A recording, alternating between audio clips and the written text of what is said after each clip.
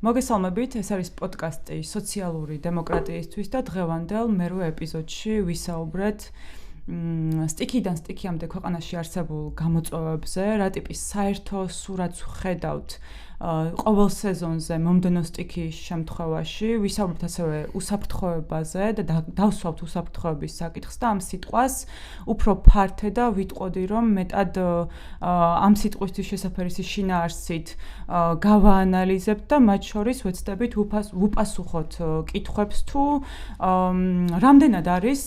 რეალურად ბუნებრივი კატასტროფები, მხოლოდ ბედისა და ბუნების პასუხისგებლობა მიუხედავად იმ გავრცელებული აზრისა, რომელსაც ბოლო პერიოდში ძალიან ხშირად ვისმენთ ხოლმე. დღევანდელი პოდკასტის სტუმრები იქნებიან ვანო აბრამიშვილი, უსაფრთხოების მკვლევარი და ალექსანდრე ძაბირაძე, ფილოსოფოსი და ეკონომისტი, ორივე მოძრაობა სოციალური დემოკრატიისთვის წევრი, მეც ჩემი მხრივ მოძრაობა სოციალური დემოკრატიისთვის წევრი, თათია დვალი ვიქნები ამ გადაცემის წამყვანი. სანამ მსჯელობას დავიწყებდეთ, ალბათ მნიშვნელოვანია მაყურებელსა და მსმენელს კონტექსტიც გავაცნოთ, რომელშიც რეალურად ამ კვირის პოდკასტის შინაარსი შევარჩიეთ. რა თქმა უნდა, ამ შინაარსის გადაცემისა თუ ვიდეოს არსებობა ნებისმიერ რეალობაში რელევანტური და მნიშვნელოვანი იქნება ქვეყნის რეალობიდან გამომდინარე. ამ თემაზე საუბარი გუშინაც ისეთივე მნიშვნელოვანი იყო, როგორც 3 წლის წინ, 5 წლის წინ თუ 12 წლის წინ ქვეყანაში. თუმცა მიზეზი, რამაც განსაზღვრა ამ კვირაში ამ თემაზე შეჯერება, სამწუხაროდ არ არის ეს რწმენა სწორედ, რომ ვფიქრობთ, რომ ამ თემაზე საუბარი აუცილებელი და უკიდურესად მნიშვნელოვანია ქვეყანაში, არამედ ის მომდევნო სტიქიური გამოწვევა, რომელსაც ვხედავთ ხარაგაულის შემთხვევაში. კონტექსტისთვის მაყურებელს ვეტყვი, რომ ხარაგაულში რამდენიმე თვის წინ გაჩნდა მეწყრული ნაპრალები, კერძოდ კი ორ სოფელში, ხემაღალსა და ღვერგში. ორივე სოფელში თავიდანვე მოსახლეობამ ითხოვა ყურადღება, რადგან ეს ნაპრალები თავისთავად კარგს არაფერს არ მოასწავლებდა, ძალიან მალევე ნაპრალები გაღრმავდა, ბზარები გაღრმავდა უბრალოდ და იქცა ნაპრალებად და საბოლოოდ შეიძლება პირდაპირ ითქვას, რომ უამრავი სახლის შუაზეც გაყო, ეზოები გადათელა, სახლები ჩაყლაპა და 21 ოჯახი, რომელიც ამ ორ სოფელში ცხოვრობდა, საჭირო გახდა ამ 21 ოჯახის ევაკუაცია. თუმცა სამწუხაროდ კიდევ ერთხელ ვიტყვი სიტყვა სამწუხაროც, არც მხოლოდ ეს რეალობა არ არის, რამაც ეს თემატიკა განგვისაზღვრა, მიუხედავად იმისა, რომ 21 ოჯახის ამბავი და მათ შორის 21 ოჯახზე მიყოლა ძალიან მნიშვნელოვანი იქნებოდა ასევე მედიებისგანაც, რადგან გავიგოთ ხო, მიუხედავად ევაკუაციისა, რა პირობებში გადავიდნენ ადამიანები, მათ შორის სახელმწიფომ რამდენად უზრუნველყო მათთვის საცხოვრისი, რა ტიპის საცხოვრისი უზრუნველყო და მით უმეტეს იმ უმძიმეს რეალობაში, სადაც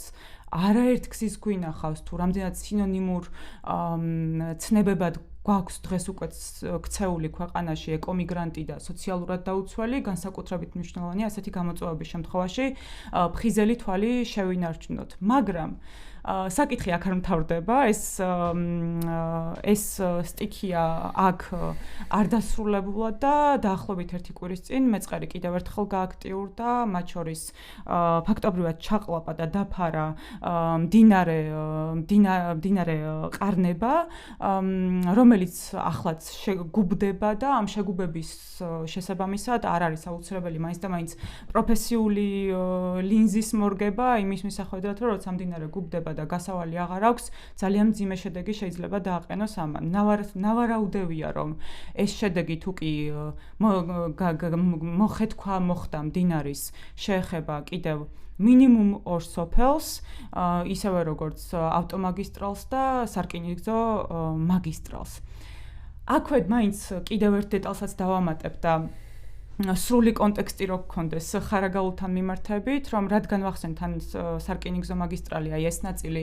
აუცილებელია, რომ წინ წამოიწიოს პასუხისგებლობის მხრივ, მიუხედავად იმისა, რომ ჯერჯერობით არ გვაქვს ეს ექსპერტული დასკვნა თუ რამ გამოიწვია ეს შედეგი, რამ დააყენა, ამ ეტაპზე მხოლოდ ზერელე დასკვნით და ვიტყოდი, რომ ნაკლებად, ასე ვთქვათ, სურვილით იმის, რომ ზუსტი კონტექსტი მიეწოდოს დაინტერესებულ ადამიანს, ითქვა რამდენჯერმე, რომ ეს არის ბუნებრივი პროცესი, ბუნებრივად მოხდა და ბუნებრივმა ეროზიებმა განაპირობა ის, რომ მეწყრულ ზონად იქცა ფაქტობრივად ეს ორი სოფელი, ადგილობრივები ამბობენ, რომ ეს არ არის, არ შეესაბამება რეალობას და თითოეული მათგანი ყველა ინტერვიუში რაც კი ვნახე, ხას უსვამს იმას, რომ მათ ეს ცვლილებები, მათ შორის ბზარების გაჩენა შეამჩნიეს მას შემდეგ, რაც სწორედ თბილისი-ბათუმის სარკინიგზო მაგისტრალზე მშენებლობა 2019 წელს დაიწყო და განსაკუთრებით კი მას შემდეგ, რაც მოხდა მთის ჩამოჭრა და შემდეგ უკვე აფეთქებები, რომელმაც განსაზღვრა ის, რომლის საშუალებითაც შესაძლებელი გახდა გვირაბის გაყვანა, მთაში კლდეში გვირაბის გამოჭრა. იმ სახლებს შეეხო პირველ რიგში ეს ბზარები იმ სახლებთან გაჩნდა, რომლებიც განსაკუთრებით ახლოს იყო ამ ტერიტორიასთან, სარკინიგზო მაგისტრალთან და შემდეგ უკვე ამ ბზარების გაღრმავებამ გამოიწვია, რომ მთლიანი ტერიტორია ნაპრალებით დაიფარა. ეს არის მოკლედ კონტექსტი, რომლიდანაც დღეს ვწერთ ამ პოდკასტს, გარდა იმ რაღაც ავტორიტარული ქუდისა, რომელიც კოლექტიურად გვაქვს მორგებული მთელ ქვეყანას, ეს კონკრეტული ამბავიც გვაქვს, როგორც აუცილებელი საჭიროება იმისა, რომ ვისაუბროთ ამაზე და ალბათ აი ამ მით გადმოვალ ვანო შენთან, აი ამ პირობებში, რაც ახლა ვახსენეთ, მათ შორის ახლა დეტალურად კიდე აღარ ჩავედით მეტ დეტალში თუ რა ტიპის ფაქტობრივად აბსოლუტურად უყურადღებობას ჰქონდა, თუნდაც ხარაგაულის შემთხვევაში ადგილი, მარტო ხარაგაული არ არის, ხო, რაზეც ვსაუბრობთ დღეს, რადგან ასეთი შემთხვევების სულ უახლოეს ისტორიაში კი, მაგრამ გურის მაგალითზე დიდ თაობისას გვაქვს უკიდურესი უყურადღებობის მაგალითები და აი ამ მაგალითებიდან გამომდინარე და ფაქტობრივად იმ ფაქტზე დაყრდნობით, რომ არც ერთი მაგალითით ვერ ვხედავთ, რომ რაიმე ტიპის თუნდაც სამომავლო პრევენციულ საქმიანობას ეწეოდეს, თუნდაც ამ არალეგიტიმური ფორმით არსებული სახელმწიფო, რა ტიპის უსაფრთხოებაზე შეიძლება ვსაუბრობდეთ, ხო? მაშინ, როდესაც მაგალითად ქართული ოცნება ფაქტობრივად წინასაარჩევნო რეალობაშიც კი მთელ თავის კამპანიას იმაზე აფუძნებს, რომ ის არის ის ერთადერთი ძალა, რომელიც უსაფრთხოების გარანტორად და მონოპოლიის მპყრობელად შეიძლება წარმოვიდგინოთ ქვეყანაში, მაშინ როცა რეალური საჭიროება დგება იმისა, რომ ადამიანების სიცოცხლის უსაფრთხოება დაიცვას სახელმწიფომ, არანაირი პასუხისგებელი პირი არ ყავს და არათუ პასუხისგებელი პირი ვერ ვხედავთ ადამიანებს, რომლებიც ელემენტარული იმის ნებელობას გამოიჩენენ, რომ ფეხი ტალახში გაისვარონ და ადგილობრივებთან კონტაქტი მაინც შეინარჩუნონ. აი ამ მსჯელობით გადმოვიდოდი შენთან, ვანო, და შენ ბევრად უფრო დეტალიზებულად ჩაშლი უსაფრთხოების ნაწილს უშუალოდ სტიქიურ მოვლენებთან მიმართებით. კი ბატონო, ნებისმიერი ესეთი სტიქიური მოვლენა, რა თქმა უნდა, უკავშირდება დაცულობას, ხო? იმიტომ ეს დასახლებული ადგილი, ბევრი სოფელია, თან როგორც აღნიშნე, აი ეს ძირულას მონაკვეთი, ხო, უშუალოდ დაცხდება გასაგებია ხარაგაულის მუნიციპალიტეტია, მაგრამ არის ეს ძირულას მონაკვეთი, რომელიც ძალიან ახლოს არის სარკინიგზო მაგისტრალთან, თვითონ ავტობანთან და სტრატეგიული მნიშვნელობის ობიექტთან, ხო? ყველაფერს რო თავი დაანებ. და აი ეს დაცულობის ამბავი, რა თქმა უნდა, მარტო რაღაცა ეკოლოგიური პერსპექტივიდან არ უნდა დაინახო, ხო? ეს არის ყველაფერზე გავლენას ახდენს, ანუ ქვეყნის ფუნქციონირებაზე ახდენს გავლენას, ხო, ბოლო-ბოლო. და შესაბამისად, მთავარი საკვანძო კითხვა ხოლმე აი ამ დროს ისმევა, რა ახდენს, ანუ რა გარდაქმნის აი ესეთ სტიქიურ მოვლენას უკვე თვითონ აი კატასტროფად რა გამოუსწორებელ ზიანად რა აქცევს და ამ დროს უკვე შემოდის წმინდად პოლიტიკური საკითხები, როგორიც არის მაგალითად მუდმივი მონაცემების შეგროვება, როგორი ანუ რა ტიპის ესეთი დაუცველი ზონები გაქვს, ხო, მაგალითად არის ეს მეწყრული ზონა, არის ცეცხლსაშიში თუ ასე შემდეგ, იმიტომ რომ დღეს უსაფრთხოების პრობლემა არის ყველაფერი და რაც ეხება დაცულობას, ხო, ადამიანების ცხოვრებას ასეხება და ქვეყნის ფუნქციონირებას. და ეს ჩვენ უკვე კარგად ვიცით იგივე მთლიანად ევროკავშირის დონეზეა, ესე თვითონ ევროკავშირის მასშტაბით არის, ხო, აი, ვავიღოთ სხვა ქვეყნის მაგალითები, ეს აღიარებული, იგივე ბოლოს ესეთი ანგარიში მომზადდა ფინეთის ყოფილმა პრეზიდენტმა ნიისტომ მოამზადა ევროკომისიისთვის, სადაც პირდაპირ არის ნათქვამი, რომ ნებისმიერ ბუნებრივ მოვლენა აყვანილ უნდა იყოს უსაფრთხოების პრობლემად, ხო, რანგში უნდა იყოს, უსაფრთხოების რანგში უნდა იყოს აყვანილი. და ჩვენ შემთხვევაში ესეთი ამ მენტალურ პრობლემას ვაწყდებით, პოლიტიკურ მენტალურ პრობლემას, იმიტომ რომ ეს არის აღქმული რაღაცა ლოკალურ საკითხად და როდესაც ესეთი ტიპის პრობლემა წარმოიშვა, როგორც მაგალითად მეწყერი, რომელიც განსხვავდება თვისებრივად, ხო? ესე გასაგებია, რომ შეიძლება მიწისძვრა ვერ და პროგნოზი ვერ გავუკეთო, მაგრამ აი ახლა ეს მეწყერი, მით უმეტეს იყო მან მექანიზებული პრობლემები, როგორც აღნიშნე, მეც რაც ვნახე და მოვისმინე მოსახლეობა ამტკიცებს, რომ აი ეს აფეთქებები რაც იყო რკინიგზის მოდერნიზაციის გამო და თან მე ჩემი მხრივ შემიძლია დავადასტურა, იმიტომ მე თვითონ შეხება მაქვს ხარაგაულის რაიონთან და განსაკუთრებით აი მოლითის მუნიციპალიტეტთან, იქ სოფლებთან, ზუარესთან და ასე შემდეგ და იქაც ხალხს სახლები დაინგრა მაგის გამო, მაგ აფეთქებების გამო და სახელმწიფოს პასუხისმგებლობა არ აუღია მაგ ყველაფერს. სამწუხაროდ გამორიცხულია, რომ იმას რაღაცა როლი მაინც არ ეთამაშა და მით უმეტეს წელს ჩვენ როგორი დიდთხოვლობა ქონდა გურიაში და იმერეთში, ხო? და მაშინვე ვამბობდით და განსაკუთრებით გარემოსდამცველები ამბობდნენ, რომ ეს თოვლი არსად არ წავა, ხო? ის ხა მიწას გაჟღინთავს და სადაც მეწყრულ საშუალებია, ყველაფერს გააქტიურებს. ანუ მინიმუმ 6 თვით ადრე უკვე შეიძლებოდა მონიტორინგის დაწყება, იმიტომ რომ სწორედ ეს მეწერი ივნისში გააქტიურდა პირველად აი ღვერგსა და ხემაღალში. და ეს აი უბრალოდ იმის თქვა მინდა, რომ რამდენად არასერიოზულად არის აღქმული თვითონ ძალაუფლების მქონე ადამიანების მხრიდან, ასევე რამდენად არის აღქმული უსაფრთხოების პრობლემათ, იმიტომ რომ ამას შეუძლია გამოუსწორებელი ზიანი მიაყენოს მთელ რიგ რა ვიცი, თუნდაც ეკონომიკურ საკითხებს, ხო, ყველაფერს თავი დაანებოდა, არ გაინტერესებს მაგალითად გარემოსდაცვის ნაწილი და ადამიანური ნაწილი, აი ვიღაცებს ხო აინტერესებთ ეს რაღაცა ორნიშნა ეკონომიკური ზრდა მაგალითად, ხო? და შეიძლება გამოუსწორებელი ზიანი მიაყენოს ზოგადად აი ამ განვითარების ამ ასპექტს. აუ, ჩაგეკითხებით რაღაც დავაზუსტებ აქაც და მგონია რომ გავს საკითხებზე ლაპარაკის დროს აუცილებელია ხოლმე ხაზგასმა იმის, რომ ჩვენ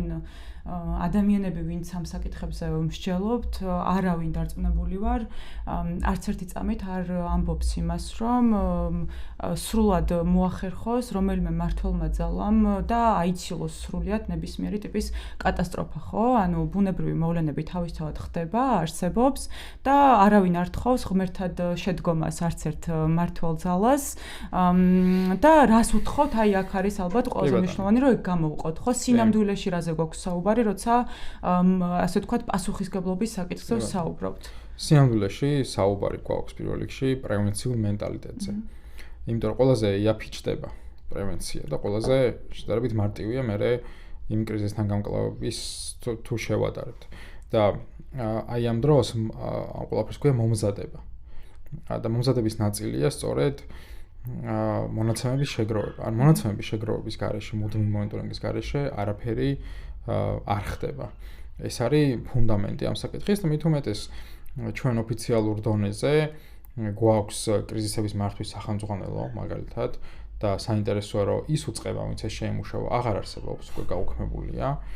აგერ საქმე დასაწყისში ოფიციალურად გაუქმდება ეროვნული საფრთხეების საბჭო, სადაც არის რომ კრიზისები უნდა იმართოს სტრატეგიულ, ოპერაციულ, ხო ტაქტიკურ დონეებზე და ეს სტრატეგიული ნაწილი მთლიანად მოშლილია. ბოლოს რაღაცა შტაბი შეიქმნება ხოლმე, უშუალოდ აი უკვე ზიანი რო არის დამდგარი, ჩავლენ მე იქ ვიღაცა გუბერნატორები, ცენტრალური მთავრობიდან წარმომადგენლები, ფოტოები იქნება გადაღებული და დამშვიდით, ტენდერი გამოცხადება მე 2 კვირის დაგვიანებით, იმიტომ რომ აი ეგეც კი გამომართავია, ხო, რომ შე რაღაც იმას გამოვყავდე, მაგალითად ტენდერის გარეშე შეგეძლოს, ხო? ასე რომ აი ეს სრულიად არაკოორდინირებულია მოუმზადებლობა, ჯაჭვები ერთმანეთთან არ არის გადაბმული, რომ ესეთ სტიქიურ მოვლენას როგორ უმკლავდები და ამასთანავე აი მთლიანობა არ არის აღქმული რა. მაგალითად როცა ესეთი საკითხებით ახლა მაგალითად მარტო მეწყერზე არ ვსაუბრობ, იმიტომ რომ ჩვენ ვართ ქვეყანა, რომელსაც ანუ დაუცველობის ძალიან მაღალი შეგრძნება ხო, ბუნებრივი მდგომარეობიდან გამომდინარე, კლიმატიდან გამომდინარე და ასევე აი ეს შეიძლება ხვინალეთი მოვიდეს, შოვი გავიხსენოთ, იგივე ხეს გურის ამბავი ბოლოს დაცულობა არის მინიმალური და ესე იგი არანაირი არც ინფრასტრუქტურული მზაობა არ არის, არც კომუნიკაციური მზაობა არ არის, იგივე მაგალითად აი შვედეთის მაგალითი შემიძლია ხომ მოვიყვანო საზოგადოებრივი მაუწყებლის რადიოს მე-4 ესე იგი P4 ესეთი ევალდებულება როცა რაიმე კრიზისია რომ ადგილობრივ დონეზე გადასცეს უკვე მოსახლეობა შეტყობინოს მაგალითად რა ხდება და მოსახლეობას ევალდებულება რომ ელემენტებზე მომუშავე რადიოები ქონდეს მაგალითად რა იმიტომ რომ პარალელი შეგვიძლია ძალიან მარტივად გავავლოთ ხო ხო აი განსაკუთრებით საზოგადოებრივი მაუწყებლის რეალობაზე სადაც ახლა მსგავსი ხო აი რამდენად ასრულებს ის აი ამ ფუნქციას ხო რამდენად არის დაინტერესებული თუნდაც მედიის დაფარვა რო ავიღოთ ეხა ონლაინ მედიები რო არ იყვნენ ჩართულები არავის ინფორმაცია არ ექნებოდა გარემოს ეროვნულმა სააგენტომ ეგეთ შეცდომი დღეების დაგვიანებით კვირების დაგვიანებით დადო რაღაც ინფორმაცია ისეთი რა თითქოს ჩვენბრალი არ არის და რაღაცა ისეთი. აქედან გამომდინარე, აი ეს კომუნიკაციის ნაწილიც მნიშვნელოვანია პოლიტიკური ვახსენეთ, უსაფრთხოების ნაწილია და თუ აი უსაფრთხოების პერსპექტივიდან შეხედავ რაღაც სერიოზულად აღიქვა, ხო? მე უფრო მარტივდება ხოლმე რა იმაზე რესურსების დახარჯვაც და ასე შემდეგ და მით უმეტეს მთელი რიგი საერთაშორისო მექანიზმებია ამისთვის, რომელიც პირდაპირ აკავშირებს ბუნებრივ მოვლენებს უსაფრთხოებასთან ზოგადად საერთოდ კონფლიქტის გამღვებელი შეიძლება იყოს აი მაგალითად გაეროს 2018 წლის მერე აქვს კლიმატის უსაფრთხოების მექანიზმი, სადაც პირდაპირ არის მანდატში გაწერილი, რომ ერთმანეთთან არის კავშირში ბუნებრივი ესე იგი მოვლენები და ადამიანური უსაფრთხოება, ხო? ასე რომ ეს აღარ არის რაღაცა რევოლუციური, რაღაც ახალი მოვლენა რომ შენ ახლა აღმოაჩინე რომ თურმე თან ეს ყველაფერი კავშირშია ხო და ადამიანების ცოცხლე ბუნება კავშირშია იმასთან რომ ზოგადი უსაფრთხოება იყოს ქვეყანაში შესაბამისად აი ეს დიდი რაღაც ჩარჩო გვჭირდება რომ დაიწუროს ჩვენს ადგილობრივ კონტექსტზე და იყოს მთლიანობაში აღქმული უსაფრთხოების სისტემად. ხო ეს რაც თქვი ალბათ მაგაზე מחვილიც ძალიან აუცილებელია ხოლმე ხშირად და ისვას სამწუხაროდ ხშირად გარემოს დამცველებს უსმენ ხოლმე და გარემოს დამცველები საუბრობენ აღიქმებეს რომ ეს ადამიანები საუბრობენ მხოლოდ რაღაცა ბუნებაზე როგორც ზოგად რაღაცა მეცნიერულ ცოდნაზე ან კიდევ მეცნიერულ ცოდნას თავისთავად არაფერი საწინააღმდეგო არ უნდა გქონდეს წესით მაგრამ თითქოს მათი ინტერესის სფერო უფრო მეტად არის კონკრეტული ეკოსისტემა თუ ასე შემდეგ ხო ან მაგალითად უბრალოდ მოსწონთ მწვანე საფარი და ამიტომ სურთ მისი გადარჩენა მაშინ როდესაც გარემოს დამცველები საუბრობენ თუნდაც ეკოსისტემის გადარჩენაზე ამას პირდაპირ მაქვს სინამდვილეში ადამიანების ყოველდღიური რეალობის შეცვლილებაზეც მათ შორის შეგვიძლია ამის მაგალითები გვაქვს უამრავი როცა ყოველდღიურობა შეცვალა ფაქტობრივად იქ არსებულმა ინფრასტრუქტურულმა პროექტებმა თუ თუნდაც ბალდის პროტესტიც რომ ავიღოთ სწორედ ამ რეალობის წინააღმდეგ მიმართული პროტესტია რომელიც ამბობს რომ მე იმდენად მეცვლება ყოველდღიურობა თუ კი ბალდის კანიონი ასე სრულიად უკონტროლოდ აშენდება ისე რომ არანაირი ელემენტარული სტანდარტი არ იქნება დაცული და ჩაცემენტება მოხდება ბუნების რომ მე იქ ერთის მხრივ როგორც ადამიანს გამიჭირდება არსებობა და მეორე მხრივ თუ კი რამე საქონელი მყავდა თუ ასე შემდეგ მათი დღის წესრიგის და ზნეც შეიცვლება ასევე ხო ესეც მნიშვნელოვანი ნაწილია აი კიდე რამდენიმე იმას დაუბრუნდეთ ალბათ მე უმჯობესი იქნება და აი ალბათ ალექსაც ამ ხრივაც ექნება სათქმელი იმიტომ რომ ვანო მაგალითად ახსენა მედიის როლი და აქაც ესეც მნიშვნელოვანია ხო რომ გავითვალისწინოთ რომ დღეს რეალურად თუ კი რაიმე სახის ინფორმაცია მოგდის თუნდაც უშუალოდ აი ამ ბუნებრივ კატასტროფებთან მიმართებით და ბუნებრივ კატაკლიზმებთან მიმართებით ვნახეთ ხო თუნდაც გურის შემთხვევაში როგორ იმუშავა ონლაინ მედიამ როგორ მათ შორის ადგილობრივებისთვის პირველი საკონტაქტო პირი ვინ ხდება და მეორე ასევე აქცენტი რაც დასვი ვანოშენ იყო ეს ექსპერტული ცოდნის საჭიროება, რომელიც და მუდმივად ეს მონიტორინგი, ხო, მონიტორინგი შეუძლებელია თუ კი არ ყავს ექსპერტები და დღეს ფაქტობრივად რასაც ხედავთ. და დიდი ბოდიში და ადგილზე მოსახლეობა, იმიტომ რომ პირველი შეგინი არიან. და კი, ზუსტად ადგილზე მოსახლეობის ნაწილშიც მნიშვნელოვანია ითქვას ის, რომ ფაქტობრივად ადგილობრივი მოსახლეობის ცოდნა ყოველთვის არის უგულებელყოფილი, ხო? სრულიად უგულებელყოფილი და ამას ყოველთვის უპირისპირდება ხოლმე ის, რომ მათ თავიანთი კონკრეტული რაღაც ტიპის თუნდაც მერკანტილური მიზნები ამოძრავებს და ეს ტაქტიკა ზოგადად რომ ცოდნა როგორც ასეთი იყოს უგულებელყოფილი, იქნება ეს მეცნიერული თუ გამოცდილებით და სხეულებრივად გასიგრძეგანებული ცოდნა ადგილობრივების შემთხვევაში,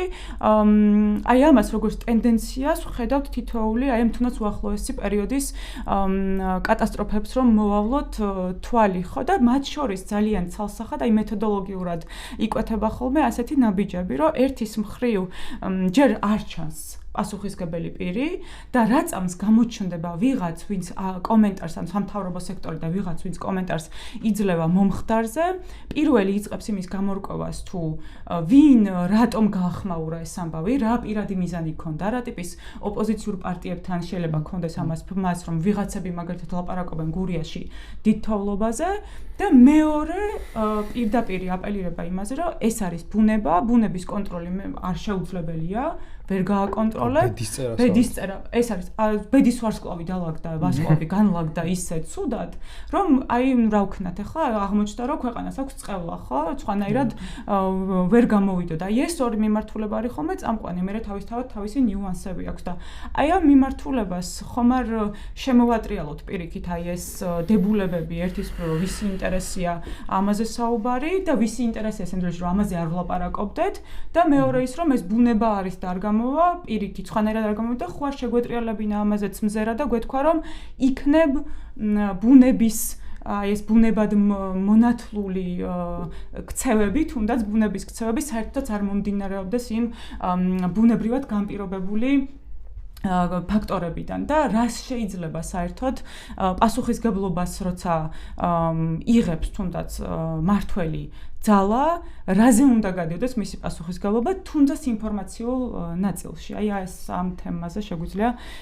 ჩავშალოთ და მე დავუბრუნდეთ მათ შორის. ძალიან ბევრი აქცენტი დასვით რა. არ ვიცი რამდენად შეუძლებ რომ გავუყვე ყველას, მაგრამ რამდენიმე მათგანს გამოვეხმაურები. ხო, კი, შეგვიძლია ვთქვათ, რომ აი ბუნებრივი, აი დავეთანხმოთ მაგალითად ხელისუფლებას თუ ვინც არის ამაზრის ავტორი, იმაში რომ ბუნებრივი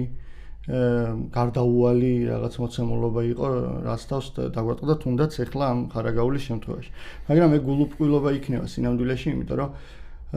ჩვენ ვხედავთ, რომ ადგილობრივი მოსახლეობა, რომელიც ყველაზე უკეთ, როგორც თქვენ თქვით, სხეულით გრძნობს იქ რა ხდება, ძალიან პირდაპირ უკავშირებს ამას რკინიგზის პროექტს, ხო, ანუ ინფრასტრუქტურულ პროექტს. რა თქმა უნდა, ცხადია, ჩვენ ვერ ვიტყვით წინ და ვერ დაბეჯიდებით და დაზუსტებით ვერ ვიტყვით, რომ ესე იგი ამ მეწყრული პროცესების გააქტიურებას ეს რკინიგზის პროექტმა გამოიწვია. მაგრამ ნამდვილად შეგვიძლია ვისაუბროთ ტენდენციაზე პოსტსაბჭოთა საქართველოში, სადაც ინფრასტრუქტურული პროექტები და დიდი ინფრასტრუქტურული პროექტები იწვევს განადგურებას საარსებო გარემოსი იქ ახლოს მცხოვრები ადამიანებისა რა. და აი შენ რაც თქვი წერან მაგ აქცენტს გავაღრმავებდი კიდე რომ აქ არაა ლაპარაკი მწვანე იმაზე რა ქვია გაზონზე და რა ქვია ლამაზ ყვავილებზე თუმცა კი მაგაზეც არის. ხო, მაგაზეც არის, მაგრამ ესე აი ამაზე დაყვანა, ხო, საკითხისა, ხო? აი ამ ძალაუფლებრივ ჯგუფებს, აი ამ ხალხს ვინც დგას ამ ინფრასტრუქტურული პროექტების უკან აძლევს რაღაცა შესაძლებლობას, რომ ვინც მეორე მხარეს არის, ესე იგი ვინც ალტერნატიულ აზრს აჟღერებს და პროტესტს გამოხატავს, მონათლოს რაღაც ინფანტილურ ჯგუფად ხალხისა, რომელიც თითქოს აი რაღაცა ირაციონალურ ემოციებზე დაყრდნობით რაღაც განვითარების წინააღმდეგ გამოდის და მონიშნოს ეს ხალხი განვითარების წინააღმდეგ ყოფ, ესე იგი ჯგუფად, ხო? და სინამდვილეში აქ მთავარი ამბავი რა, როგორც ყველა ფერში ჩემი აზრით, პოლიტიკურ და ეკონომიკურ ველზე როცა ვართ, არის ეკონომიკური ინტერესები, ხო? ერთი მხრივ ეს ადგილობრივი მოსახლეობაც,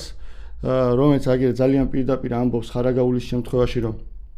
ბზარები სახლებზე და ნახეთქები მიწებზე გაჩნდა ზუსტად აი ამ რკინიგზის პროექტის შემდგომ, ხო? სინამდვილეში ის იცავს თავის ეკონომიკურ ინტერესებს პირველ რიგში და საპირწონეთ არის ვიღაც ხალხის ეკონომიკური ვიწრო ჯგუფების ეკონომიკური ინტერესები, რომლებიც დგანან ამ ინფრასტრუქტურული პროექტების უკან, ხო? ამის მაგალითი ახლა რომ ეს ხალხი ეკონომიკურ ინტერესებსაც იცავს მათ შორის თავისას, ხო? არის უამრავი ამ ქვეყანაში, ხო? პირველ რიგში ჭიათურა არის მაგის მაგალითი. სადაც ხო აი ამ ველური მოპოვების პირობებში ეს ხალხი ცდილობს რომ მომავალი დაინახოს და ამბობს ჯერ 1000 მოთხოვნა აქვთ, მაგრამ ერთი ამ ბოლო პროტესტის ფონზე რაც წარმოიჭრა არის რომ როცა ეს წიაღისეული აქ აღარ იქნება, ჩვენ აქ ცხოვრების გაგრძელება გვინდა, ხო? კი, ხარაგაულის ჩავამატებ უბრალოდ, მაგალითად ხარაგაულის შემთხვევაშიც ერთ-ერთი მთავარი წუხილი რამდენიმე რაც წავიკითხე აი ამ ინტერვიუებში იყო ის რომ საქონელი ყავ და არიციან საქონელისაც წაიყვანო და როცა არიც საქონელისაც წაიყვანო და თან ხაზს უსვამ იმას რომ ეს არის შენი თვითგადარჩენის და მათ შორის შემოსავლის ერთ-ერთი მნიშვნელოვანი წყარო თავისთავად ეს არ არის მხოლოდ ფიზიკური გადარჩენა არ დგას ცალკე ეკონომიკური თვითგადარჩენისგან, ხო ესეც? მაგის თქმა. ხო და ან კიდე ერთი ძალიან მკაფიო მაგალითი იყო ჩემთვის ნამახან ხესის ამბავი რა. როცა ლეჩხუმე მეღვინეს წარმოიდგინე, რომელიც ესე იგი წინაპრებიდან მოყოლებული, ხო, მამაპაპიდან მოყოლებული ცხოვრობს ამ ლეჩხუმში, ამ ხვამლის მთის ძირში. აყენებს ცოლიკაურის ღვინოს, ხო? მას ხო მთელი ეს კულტურული და ეკონომიკური ცხოვრება აქვს, ხო, იქ რა. და შენ ეს აყარო მაქედან გაუშვა მისე ერთჯერადი კომპენსაცია, რომელთაც ალბათ სადღაც ურბანულ ზონასთან ახლოს რაღაც ერთი პატარა ბინის ყიდვა შეძლებს, ხო? და ამას დაარქვა პასუხისგებლიანი რაღაც პოლიტიკა, ხო? ეს არის დაცინა უბრალოდ ამ ხალხის, ხო? ისე როგორც თქვენ ახსენეთ, რაც თქვენ ახსენეთ, იგივე ხარაგაულის მაგალითზეც ჩანს, იგივე ჩანს ჭიათურის მაგალითზეც, იგივე და უამრავი მაგალითის მოყვანა შეგვიძლია. ასევე ერთი აქცენტი კიდე რაც მინდა ახლა გავაკეთო, არის ის როგორ იქცევა, როგორ კომუნიკაციაშია ამ ხალხთან პასუხისგებელი პოლიტიკური პასუხისგებლობის მქონე პირები, ხო? ანუ ხელისუფლება. ხო. ამას ორი ფაზა აქვს ჩემი დაკვირვებით რა. პირველი არის იგნორის ფაზა, აი როგორც ასე ხარაგაულის შემთხვევაში ხდება ადრეულ ეტაპზე, ხო? რომ იქ კი მიდის ეს პროცესი, მეწყვილე პროცესი და ხალხი იძახს იქ რომ ამას აღარ გაჩერდება და რაღაც კატასტროფის წინაშე ვდგავართ, ხო? მაგრამ არავინ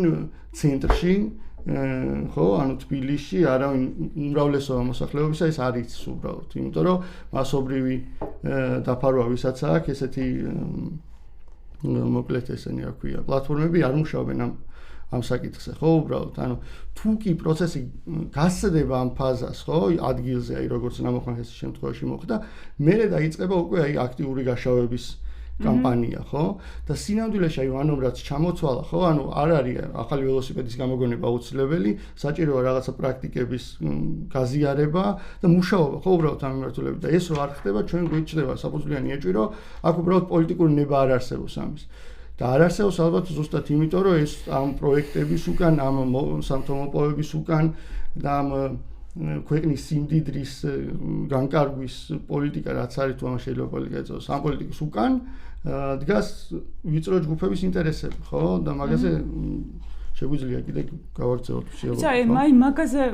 ბოდიში ხარ გაგაწყვეტილი, იმიტომ რომ აი მაგაზეც მნიშვნელოვანია ალბათ, რომ აი ეხა ფაქტობრივად რა გარკვეული სახის კორუფციულ სქემასაც ვაშიშულებთ, ხო? მაგრამ მგონია რომ ასევე ეს საკითხები მარტო კორუფციული სქემითაც არ შემოსაზღვრავს თავის თავს, ხო? მათ შორის ბევრად უფრო კრიტიკულებით შეგვიძლია ვიყოთ და ვთქვათ პირდაპირ ცხადად რომ ეს არის თლიანად იმ ეკონომიკური პოლიტიკის დამსახურებაც, რომელიც ქვეყანაში არა მხოლოდ ამ მოქმედი არალეგიტიმური მთავრობის პირობებში გქონია ამ 12 წლის განმავლობაში, არამედ დამოუკიდებელი საქართველოს რეალობაში სხვა ტიპის ეკონომიკური მოწყობა არ გვინახავს და აი მაგ მიმართულებით ხო არ იქნება მნიშვნელოვანი წასვლა, იმიტომ რომ კორუფცია როგორც პრობლემა, აი დღეს ხო ახლა მაგალითად ადრესატი ამ პოდკასტსაც მათ შორის ტყუილი იქნება, რო ვთქვათ, რომ სადმე თუნდაც ინსტიტუციურ გამართულობას ვთხოვთ სახელმწიფოს, იმიტომ რომ სახელმწიფო არ გვაქვს. ანუ ფიზიკურად არ გვყავს პასუხისგებელი პირი სინამდვილეში, ხო, ვისთანაც როგორც სახელმწიფო სტრუქტურა არ გაგვაჩნია. და დღეს როცა ამ პოდკასტს საუბრობთ, ერთადერთი რაც სახელმწიფოში ამ ქვეყანაში გვყავს არის ერთმანეთი, ხო? ანუ ადამიანები და ისევ რაღაცნაირად დიალოგში შევდივართ ერთმანეთთან, ადამიანებთან და ამ ერთმანეთთან დიალოგში კორუფცია მაგალითად რაღაცნაირად ასე თუ ისე მოვთვალეთ როგორც საკითხი და ასე თუ ისე კორუფცია როგორც პრობლემა ბევრად უფრო ფართო მასებზე არის პრობლემა დახქმული, ვიდრე მაგალითად ზოგადად აი იმ პოლიტიკის პრობლემურობა და იმ ეკონომიკური პოლიტიკის პრობლემურობა, რომელსაც მათ შორის მივყავართ როგორც ხარაგაულის შემთხვევამდე, ასე გურიის შემთხვევამდე, ასევე შეიძლება ერთმანეთთან კავშირში რომ არ გგონია რომ არის, ისეთ საკითხებამდეც, მაგალითად როგორიც არის პირობითად რაღაცა განაშენიანების საკითხი, მაგალითად ჭიათურის საკითხი, ხო, მოპოვებითი საქმიანობა, რაღაცები ერთმანეთთან ბევრად უფრო მჭიდროდ კავშირდება, ვიდრე ეს არის მაგალითად კორუფციული ჯაჭვი, ხო, რომელიც ამას კრავს. ხო, და ამ მიმართულებით ხო არ წავიდეთ მსჯელობაში. ხო, მე მგონია გეთანხმები მაგაში, რომ ეს კორუფცია უბრალოდ არის რაღაცა თანდევი იმ პოლიტიკური და ეკონომიკური სისტემის შინაგანობიდან გამომდინარე, ხო? თანდევი რაღაცა ამბავი, ხო? მექანიზმი, ასე ვთქვათ. ხო, კი, მაგის გარეშე ეს ვერ იმუშავებს, მაგრამ თავარი პრობლემა ესაა, რა, ის ბუნება, რა ბუნებაც აქვს ეკონომიკურ და პოლიტიკურ სისტემას, რომელშიც ცხოვრობთ. ხო და რეალურად ჩემთვის ეგ აი შენ თქვი რომ ორი სხვადასხვა გამოვლინება, სხვადასხვა ადგილას, სხვადასხვა დროს შეიძლება იყოს, ხო? და შენ ამას რაღაც როგორც სტრუქტურულ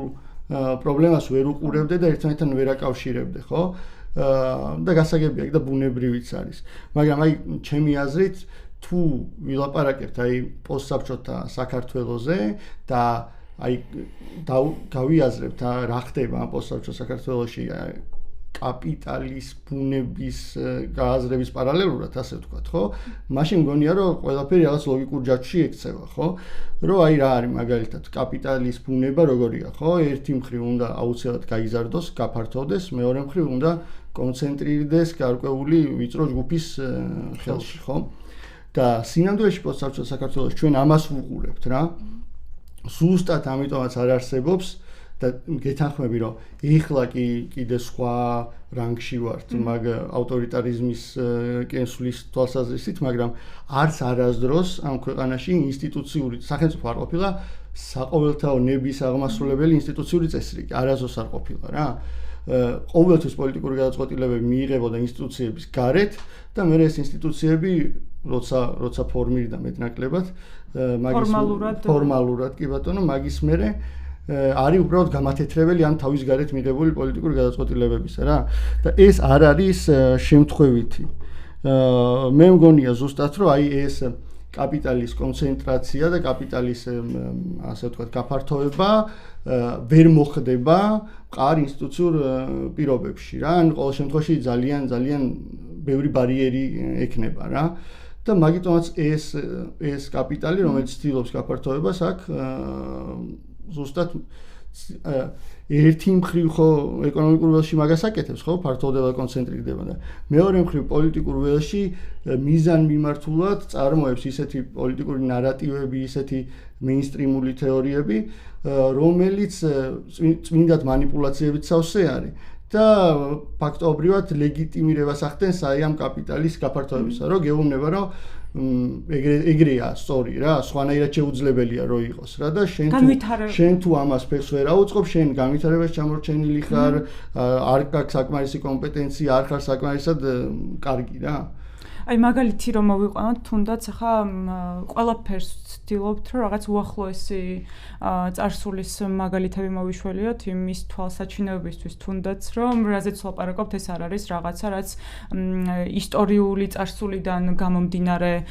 გვადარდებს დღეს მხოლოდ, ხო? ანუ თავისთავად საფუძველი აქვს ისტორიულ წარსულშიც, მაგრამ დღეს გვაქვს უშუალოდ შემხებლობები ამ პრობლემასთან და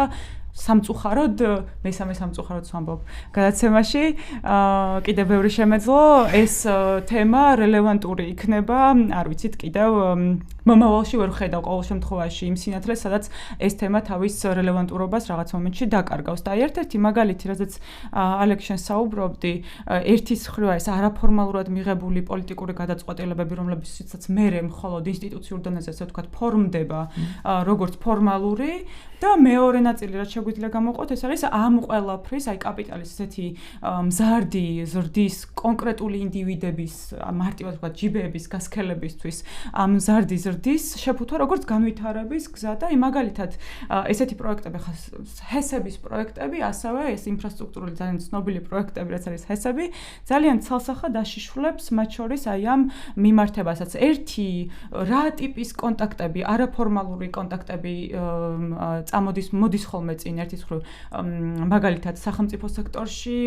ვინ გადის მოგებაზე ამ პროექტებით მერე ვინ არის ეგრეთ წოდებული მფარველი ვინც ინიციატორი ხდება ამ ჰესის პროექტის და მერე უკვე რა ტიპის კავშირები არის კერძო კომპანიასა და სახელმწიფოსთან მიმართებით და მეორე არის ის თუ აი ამ განვითარების როგორც განვითარების სახელით შერაცხული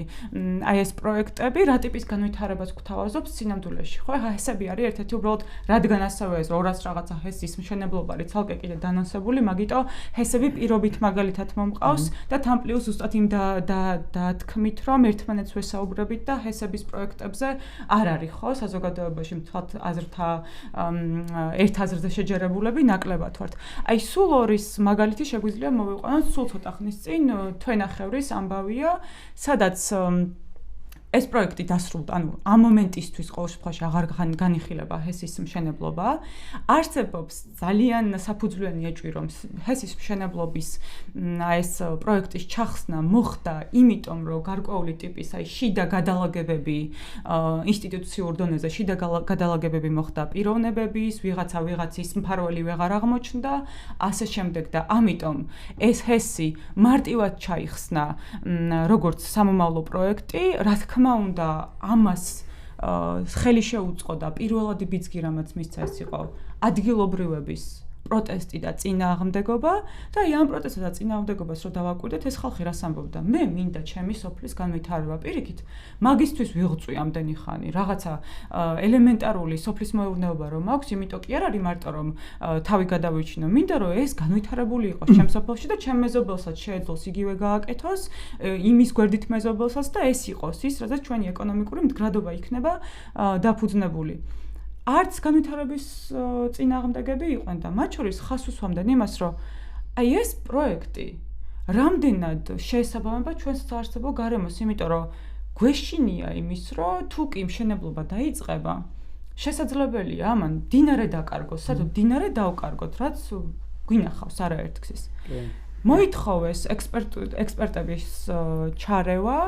და ექსპერტების ჩარევა მოხდა მხოლოდ მას შემდეგ, აქვე უნდა ითქვას ის, რომ როცა უკვე ჩაბეტონების პროცესი იყო დაწყებული, რადგან ეს ხალხი არაფრით არ გაჩერდა და არ გაჩვენდა, ამიტომ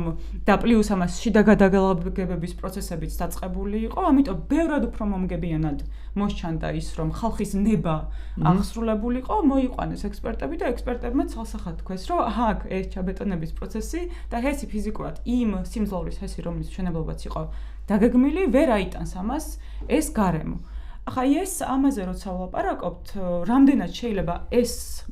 მოდელი იყოს სინონიმი განვითარების პროცესის, ხო? და მეორე მხრივ, რამდენად შეიძლება მაგალითად თუნდაც ჭიათურას ახლა წიაღისეულის მოპოვება მოყავს ხოლმე მაგალითად, იმიტომ რომ იმდენად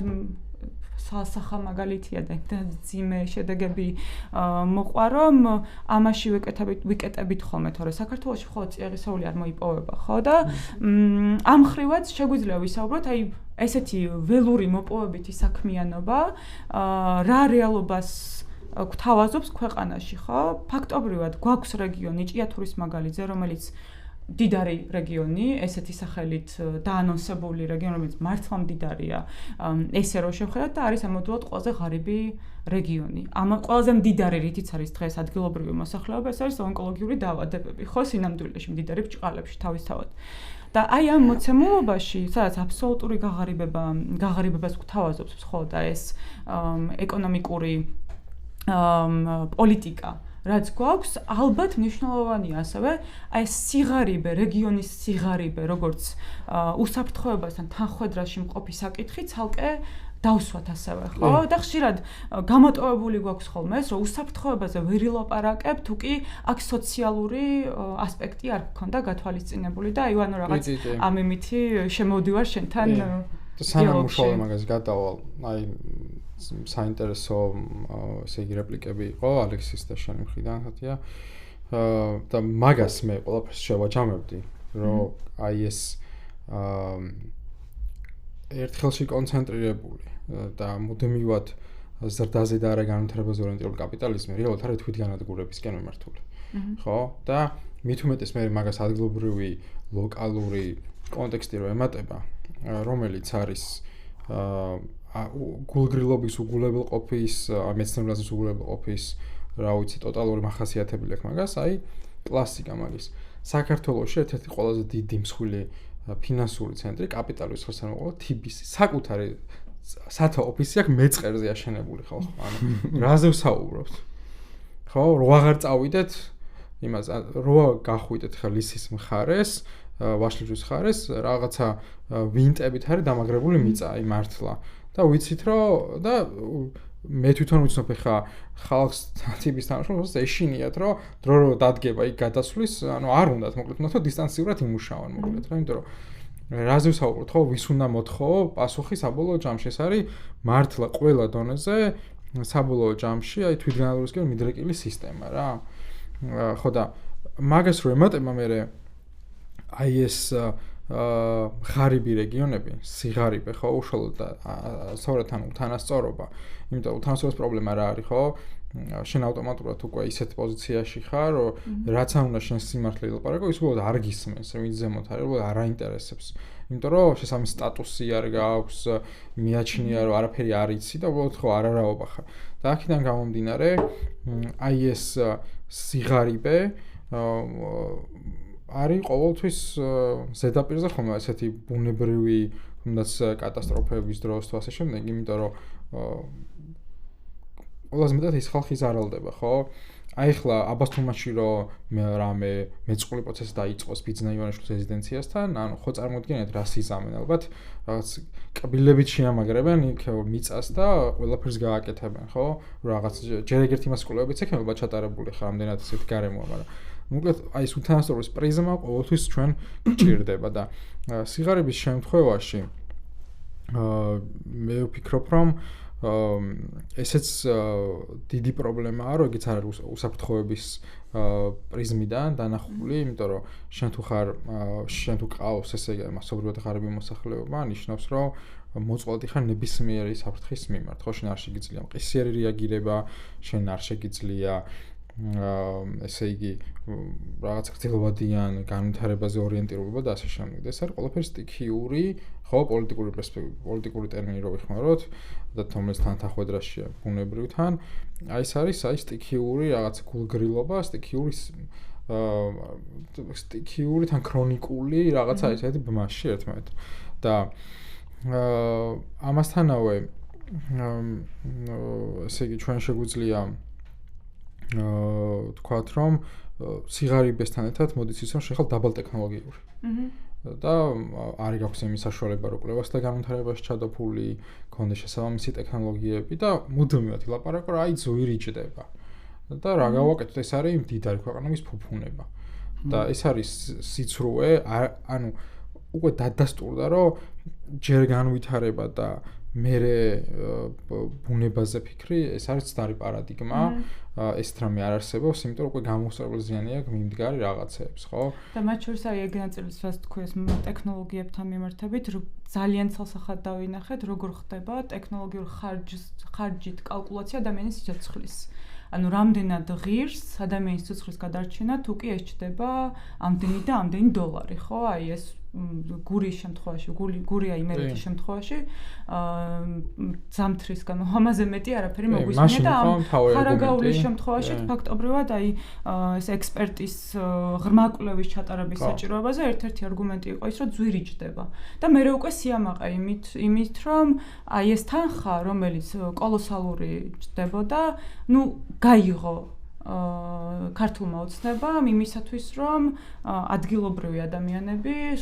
გადაერჩინა. კი, და აი მაგაზე მინდოდა ასევე ხაზგასმა დღევანდელ მდგომარეობაში, როცა ესეთი სიღარიბეა განსაკუთრებით რეგიონებში, განსაკუთრებით მაღალმთიან რეგიონებში, რომელიც არც მაინც აგრარული ნაყოფიერებით გამოირჩევა, როგორც არის იმერეთი მაგალითად, ხო, აი ხარაგაულის სამინისტრო მეთონ ესე იგი ვიცი ეგ ადგილი და რა ვიცი ხალხი ფერდობს ხნავს, რომელშიც არის კლდე მაგალითად რა, აი კლდენარევი ფერდობები ხა და სიმინდი მოდის ახლა და ესეთი ისინი ხო მცენარეები და შესაბამისად აი ესეთ ვითარებაში როცა შენ ყველაფერს აკეთებ ადგილზე დარჩე, ეს ჩემთვის პირადად არის გმირობის ტოლფასი რა და შენ რო ამას არაფასებ ხო და ყველაფერს აღიქვამ აი ამ რაღაცა ნეოლიბერალური პარადიგმიდან რომ ხო არ არის პრობლემა რა ჩამოვლენ აქ რაღაც ურბანულ სივრცეში არ არის პრობლემა ის დაცლა და არ გაინტერესებს შენ არანაირი არც კულტურული, სოციალური, ეკონომიკური და რასთავარი უსაფრთხოების ნაწილი ხო იმიტომ რომ ის ხალხი იქ ადგილზე უსაფრთხოებასაც იცავს რა იქაური უსაფრთხოებას შესაბამისად შენ არ ახარ ღირსი იმისა რომ საჭირო პრობლემა იყო ამ ქვეყნის რა. ანუ აი ეს ფრაზა ძალიან მნიშვნელოვანია ალბათ რომ რეალურად ადგილობრივი მოსახლეობის ყოფნა თავის გარემოში არის ერთ-ერთი პირველადი გარანტია უსაფრთხოების დაცვის, ხო და ამ ნაწილში არის ზუსტად სადაც ძალიან მნიშვნელოვანი კრიტიკა შემოდის, რომ ერთის მხრივ პრევენციული გზების არსებობაც ძალიან უბრალოდ პრევენციული გზები არ გვაქვს და პოსტფაქტუმ გზების ნაწილშიც მეტად მოვიკოჭლებთ და ფაქტობრივად აქაც მნიშვნელოვნად საერთოდ ვერ ვხედავთ, ხო, რაღაც ნაბიჯებს, ანუ არათუ სახელმწიფო და აქ უკვე რაღაც იმიტომ არ ვაკონკრეტებ ყოველ ჯერზე რომ აი რაღაცა თვით გამოცხადებული და ასე შემდეგ რომ აქ არ საუბრობთ მარტო ამ ერთი წლის მოცემულობაზე, არამედ როგორც ალექსმაც ახსენა, აი დამოუკიდებელი საქართველოს რეალობაში მთლიანად შეგვიძლია ხა გასაგებია თქვა 90-იანების პერიოდი რაღაც სხვა გამოწვევებთან ასოცირდება და ნაკლებად შეიძლება შევძლოთ მოხელთება ამ თემის, მაგრამ ამის შემდგომ უკვე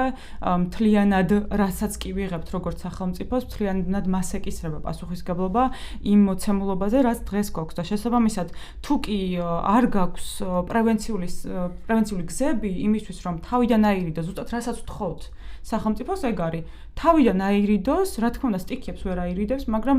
სტიქიები მსხვერპლით აი ეს აირიდოს თავიდან. სტიქიას ავტომატურად არ მოყვებოდეს მსხვერპლი და მით უმეტეს კარგი თუ კი პრევენციას ვერ ახერხებ, პოსტფაქტუმ მაინც ელემენტარული პასუხისგებლობა გამოიჩინო იმის, რომ არათუ იმაზე გვესაუბრო, თუ რამდენად კარგია, რომ მაგალითად გურიაში ორი ადამიანი რომ გარდაიცვალა პირველსავე დღეებში, რომ ბუნებრივი სიკვდილით გარდაიცვალენ, არამედ გვესაუბრო იმაზე, თუ რას გააკეთებ, არა და აქაც ძალიან ნიშანდობლივია, ხო, რომ ნებისმიერ აი ამ უახლოეს პერიოდის სტიქიურ მოვლენებზე პირველი სახელმწიფო, ვისაც დახმარებას თხოვს, ეს არის კერძო სექტორი. პირდაპირ დახმარებას თხოვს და მათ შორის ახლა რა თქმა უნდა მაშინ როცა სხვა გამოსავალი აღარ გაგაჩნია საზოგადოებაც პირველი ვისაც დახმარებას თხოვთ ხოლმე არის რესურსი ვისაც გააჩნია და ვისთანაც მანიპულირება თუნდაც აი ამ იმიჯის თვალსაზრისით შესაძლებელი არის კერძო სექტორი ხო რომ და ეგერ ეს რა ქვია ბათუმის შემთხვევაში იყო რომ კაცო ეს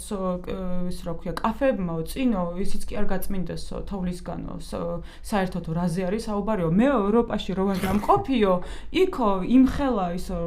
პასუხისგებლობა აქვს კერძო სექტორსო რომ თვითონ წმენდნენ საფარს ხო ნუ ევროპაში თან დამყოფია ესეც მნიშვნელოვანი ნაწილია ხო რომ რამე ეს ამის ნაკლებობა არ არის და აი ამ პრევენციულ ნაწილზე რო გადავიდეთ ალექს შენთან მინდოდა ამ კითხვით შემოსვლა და ნელ-ნელა რაღაც შეჯამებისკენ შეგვიძლია წავიყვანოთ რომ როცა ვაკრიტიკებთ სახელმწიფო და მათ შორის სტრუქტურულ გაუმართაობას ერთი ისიც უნდა ითქვას რომ თუნდაც ფორმალურ დონეზე თუ კი რაიმე ტიპის საერთოდ რაიმე ნაბიჯი იყო გადადგმული უკანასკნელი წლების განმავლობაში გარემოსდაცვის და ეკოლოგიის მიმართულებით ისევ რაღაცა ევროინტეგრაციასა და ასოცირების ხელშეკრულებასთან ასოცირებული ნაბიჯები იყო ფორმალური, თავისთავად არა პოლიტიკის ნაწილი, მაგრამ ფორმალურ დონეზე მაინც. ახლა ესეც ჩახსნილი გვაქვს. და აი დღეს როდესაც საუბრობთ სახელმწიფოს პასუხისგებლობაზე, ფაქტობრივად კიდევ ერთხელ რომ არავინ არ გაგვაჩნია. და როცა ერთმანეთს ვესაუბრებით და თუნდაც ის ერთადერთი იმედი კი არა რეალურად არსებობის წყარო რაც გვაქვს ადამიანები, მოქალაქეები, მანდაც ალბათ არ იქნება ურიგო, რომ მათ შორის კრიტიკული მზერა აქაც შემოვიტანოთ ხოლმე, ხო? ეს არ პირიქით აი ამ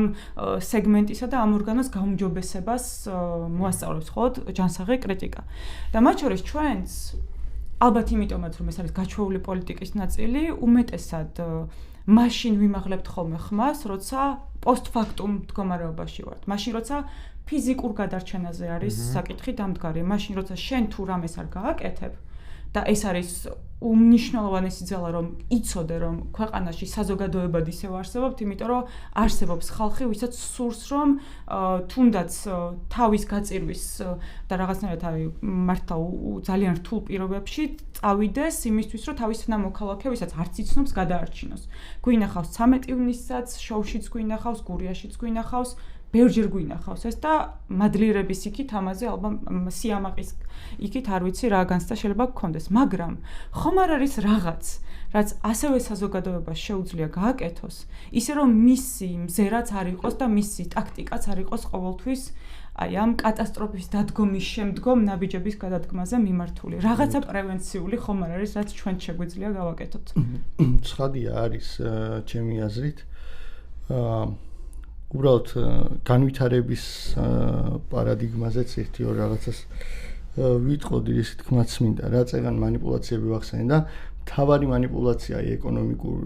ველზე რაც შეიძლება აი ამ ნეოლიბერალურმა სწავლებამ მოგვიტანა არის აი განვითარების ეკონომიკურ ზრდამდე დაყვანა რა და ეს აჩენს მე 1000-ნაირ შესაძლებლობას რომ თქვათ რომ ესე ხო იზრდება ეკონომიკა რა გინდა ესე განვითარება გვაქვს ხო მაგრამ სინამდვილეში ეს ზუსტადაც რომ ერთმანეთთან შეიძლება დაპირისპირებულებიც კი არის ხო დაპირისპირებული ცნებებიც არის რა მაგალითად ეგეთ მომენტს დავაკვირდეთ რომ დიდი ინფრასტრუქტურული პროექტებით სახელმწიფო შედის იქ სადაც საბაზისო ინფრასტრუქტურა არ არსებობს ყოველთვის თითქოს ყოველთვის ეგრე არის რა აი ეგ რატო ხდება ეგრე ხო შეგვიძლია კითხვა დავსვათ რა ეს მოდელი ეკონომიკური მოდელი რომელშიც ცხოვრობთ მიზანმიმართულად აწარმოებს სიღარიბეს და აი ამ манипуляციის საფუძველზე ზუსტად რომ ეკონომიკურ ზრდას და მთლიანში და პროდუქტის ზრდას არქმევს განვითარებას გვასაღებს ამას ჩვენ განვითარებათ რა რაც სინამდვილეში ერთეულების გამდიდრებას ემსახურება მხოლოდ რა და ეკონომიკურ ლიტერატურაშიც ძალიან უკვე ყალგასული ამბავია აი მთლიანში და პროდუქტის ზრდაზე ლაპარაკი რა რაც შეეხება იმას როგორ უნდა უშველოთ ახლა მაგ ამბავს შენ კითხვას რა ხო ანუ ეს სიღარიბე რაზეც ვილაპარაკეთ აი ეს манипуляციები რას უწყობს ხო ხელს საბოლოო ჯამში პოლიტიკური წინააღმდეგობის თვალსაზრისით ხო ეს თიშავს იმას ვინც პოლიტიკური წინააღმდეგობა უნდა გაწიოს და უნდა გაწიოს მუდმივ რეჟიმში ანუ წინააღმდეგობა პოლიტიკური ძალისხმევა დავარქვათ თუ გინდა არა მხოლოდ რეაქციულ რეჟიმში არა მხოლოდ პოსტფაქტუმ არამედ მუდმივად როგორც საზოგადოება უნდა ფუნქციონირებდეთ ხო ეხლა ჩემთვის მაგალითად ეს ბოლო პერიოდის ეს პროტესტები რაზეც ვილაპარაკეთ იგივე ბალდა შთამბეჭდავი მაგალითი არის რა როგორ შეიძლება თანმიმდევრულად უწყვეტად გამძლეობის და ანუ იმის რომ კონცენტრირება შეძლო შენ იმაზე რაც ეხლა და დღეს კი არ განგრევს ესე ფიზიკურად კი არ განგრევს მაგრამ მომავალს გისპობს რა მომავალს გისპობს აი მაგის პირველი მაგალითი იყო უპრეცედენტო ალბათ მანამდე რიონის ხეობის მოძრაობის ხო აი ეგეთი ძალისხმევები გვჭირდება ხო და რატო გჭირდება ეგ ძალისხმევები? რაც წეგან რო ვთქვი რომ ინსტიტუციური წესრიგი არ არსებობს, ესე არა გაქვს ბერკეტი, ინსტიტუციური ბერკეტები არა გაქვსო, პოლიტიკური წინააღმდეგობა გაწიო რა. ამიტომ ძალიან მტკივნეული პროცესი გვაქვს გასავლელი როგორც საზოგადოებას, რომ აი იმაზე რა ქვია, ერთმანეთის მხარდამხარდგომით,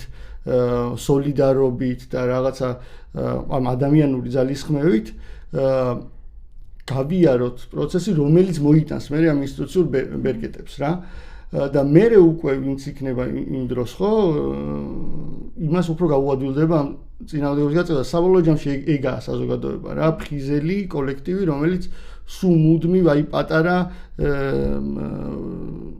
აუცილებლობის შემთხვევაშიც რეაგირებს რა. ხო და ერთი საკითხი კიდე რაც მინდა ამ კონტექსტში თქვა ის არის რომ არც არასდროს არ ქონია ბევრი ეგეთი ბერკეტი, ინსტიტუციური ბერკეტები არც აქამდე არ არსებობდა, მაგრამ აი ამ სოლიდარობაზე დაფუძნებული პოლიტიკური წინააღმდეგობის შესაძლებლობაც გვიკვდება ეხლა რა. აი ეხლა ეს არის კატასტროფული მომენტის წინაშე ვდგავართ ფაქტობრივად რა. როცა კრიმინალიზებულია და დასჯადი არის ხმის ამოღება ელემენტარულად რაღაცა მეინსტრიმული სამთავრობო ნარატივისგან განსხვავებული აზრის გაჟღერებაც კი ფაქტობრივად კრიმინალიზებული ხდება რა და აი ესეთი აი რაღაც მართა სუვერენულობისთვის საფრთხე და ეგზისტენციალური საფრთხე გვიდგას და მაინც ახერხებენ რაღაც ისევ ამ პარტიულ თუ ნაცქოცურ კინკლაობაში ამის და მაგ პრიზმაში ამის იმას ჩვენებას რა და რეალურად აი კრიმინალიზება მაგალითად თუნდაც ბიროთ უფრო ადრე შეიძლება ვნახოთ შუქრუთის მაგალითად შეგვიძლია ხო ანუ მათ შორის იმის ხაზგასმაც საჭიროა რომ ავტორიტარული ნიშნები არ გაჩენილა უკანასკნელი თვეების განმავლობაში ბოდიში შემოსქარი ხო არა პრინციპში მე ვთქვი ისე თქმაც მინდოდა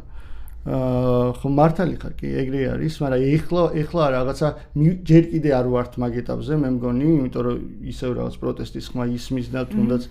რაღაც მინიმალური რესურსებით რაც დაგვრჩა აქეთ პროტესტის ხარეს ვახერხებთ კიდე ხმის ამოღებას მაგრამ აი მივდივარ ძალიან ჩქარისვლით მაგ მდგომარეობამდე სადაც უბრალოდ ვეღარ მოვახერხებთ მაგას რა და აი აუცილებელი არის თუ კი რამე თვითგადარჩენის ინსტინქტი ამ კოლექტივს აქვს და რავი ისტორია აჩვენებს რომ აქვს უნდა ამუშავდეს ახლა ეგ რა და უნდა რაღაცნაირად შევძლოთ გავწიოთ წინააღმდეგობა იმისთვის რომ რაც გვაქვს ეგეც არ მოგვიკვდეს საბოლოო ჯამში რა მადლობა დიდი ვანა ხომ არ არის რაიმე ის დამატებაც გსურს და ნანა უკვე ბოლოსკენ არა ფერე ისეთი მე მგონი ხო ძირითადად საკითხები დავფარეთ და ეხება ზოგადად კლიენტ პარადიგმულ ცვლილებებს რა. აქედან გამომდინარე, ამას დაუსრულებად ხა შეიძლება საუბარი. მესმის რომ რაღაც 1 საათში და იმედი მაქვს მაყურებელიც გაგებით მოეკიდება მას რომ 1 საათში ამ თემის ჩატევა არ იქნება მარტივი და ფუნდამენტურად ესე ძირფესვიანად ვერ გამოვიკლოთ თავისთავად ვისაუბრეთ როგორც უსაფრთხოების ნაწილზე ასევე ზოგადად იმ პოლიტიკურ პასუხისგებლობებზე რომელსაც შეგვიძლია პირდაპირ თქვათ რომ პრინციპში ბუნებრივი კატასტროფების კატასტროფიზაცია რომ ხდება მათ შეგვიძლია დავაფუძნოთ და დავაკისროთ პასუხისგებლობა და იმეც ზუსტად აი ამ საზოგადოებრივი პასუხისგებლობის ნაწილზე რაც თქვი კიდევ ერთხელ ხაზს გავუსვამ რომ სოლიდარობის უნარი და ეს უნარია თავისთავად რაც როგორც საზოგადოებად გვაქცევს რამდენადაც უაღრესად დასაფასებელია ისე ხშირად სწორედ აი ამის იმედად რადგან ვართ მხოლოდ დარჩენილები მიზეშედეგობრივი კავშირები ხშირად გამოგრჩება ხოლმე და აქცენტები მათ შორის ზოგჯერ შეიძლება აცდენილი იყოს იმ რეალურ განმაპირობებელ ფაქტორებს და ან არ შემოისაზღვრებოდეს მხოლოდ იმით რომ მაგალითად ეხლა ქართული ოცნება არის ხელისუფლებაში ხო ანუ ამით არ შეიძლება შემოსაზღვროდეს თავს და თუნდაც უმარტივეს მაგალითად რომ ავიღოთ მაგალითად უმნიშვნელოვანესი სოლიდარობის წყარო დღეს რაც გვაქვს სადაც ხედავთ ეს არის რეჟიმის ტყვეებთან მიმართებით სოლიდარობა ხო ერთი მხრივ თავად რეჟიმის ტყვეებს შორის არსებული სოლიდარობა და მეორე მხრივ საზოგადოების გარეთ მყოფი საზოგადოების სოლიდარობა და აქაც ძალიან მარტივად შეგვიძლია თავად აი ეს სოლიდარობები იყოს ის რასაც დავინახავთ და შევამჩნევთ როგორც სოციალური გამოწვევების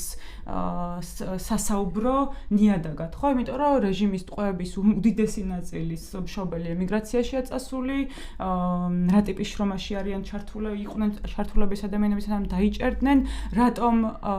იყვნენ მარტივად მოწყვლადები თუნდაც აი ამ უსამართლო სისტემისთვის ეს ხალხი და აი ეს თემები თუნდაც რომლებიც როგორც მონიშნული გვაქვს უკვე როგორც სოლიდარობის ნიადაგზე შეთანხმებული თემები შეგვიძლია გამოვიყენოთ იმისთვის რომ უფრო მეტი შინაარსით შევიტანოთ ამ საკითხებში ხა ცოტა გავწდე ვიცი ამ ჩვენს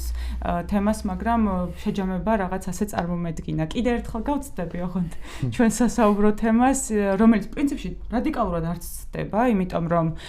დღეს ვისაუბრეთ ფაქტობრივად უპასუხისმგებლო სახელმწიფოზე და სახელმწიფოს უპასუხისმგებლობაზე ზოგადად და ამის ერთ-ერთი მაგალითი არის ასევე უსახლკარო ცხოველების გამოწვევა და პრობლემა ქვეყანაში და რადგან სოლიდარობაზეც ბევრი ვილაპარაკეთ ერთადერთი იმედი ახლა რაც გვაქვს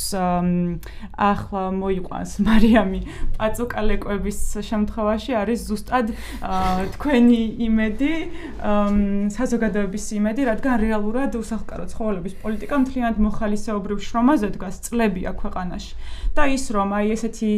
პატარა გურული ლეკვებისნაირი ლეკვები პოულობენ საცხოვრებელს ამ ქვეყანაში მცხოვრები საზოგადოების დამსახურება უცებ რომ გაგაცნოთ ეს ორი პატარა დაძმა